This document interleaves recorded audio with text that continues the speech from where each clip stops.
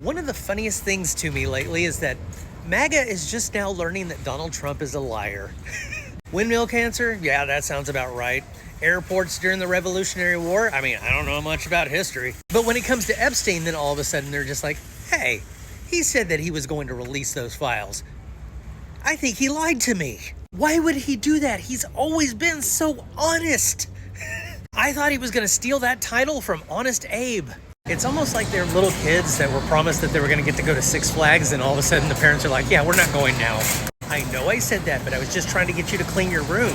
So we're not going to Six Flags, but at least you have a clean room now. And now you have a rebellious kid that doesn't trust you anymore, and that's a bad place to be as a president. And the thing is, the kids might let the fight go after a little while, but they don't ever forget. And the next time they're promised something by their parents, they're not going to buy into it as easily. So when he says shit like, I'm calling for the criminal prosecution of Obama, they're like, I've heard this before. Lock her up, lock her up. And after about a decade of this, they're actually getting tired of it finally. Also, a lot of them are realizing they can no longer refer to us as groomers or pedos or whatever they want to call us because they're defending a sex offender.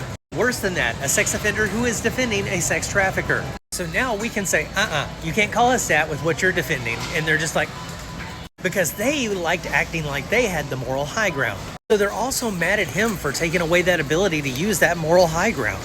And that's why influencers like Joe Rogan are pulling back hard. They don't want to be associated with this. They see that the boat has a hole in it. They also see that the people who are trying to patch the hole have absolutely no idea what they're doing. So instead, their plan is to gaslight and say, hole? What hole? I don't see a hole. You guys are crazy talking about this hole. To which somebody else says, you just said hole 4 or 5 times. That kind of comes off as a little bit guilty.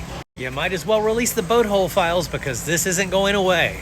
Pretty soon we're going to start to see his supporters say things like, I didn't vote for him because I liked him. I just voted for him because I didn't like the other choice. Or, yeah, I voted for him because I thought he was going to shake things up, but he just turned out to be another politician. No matter what, it will never be their fault and they will never take any accountability.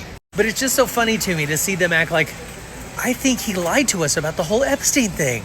I can't wait for it to happen, and all of a sudden they're dealing with J.D. Vance, and they already don't like him very much. They're gonna try, but just imagine how bad they're gonna get laughed at when they try and pull something like, J.D.'s your daddy.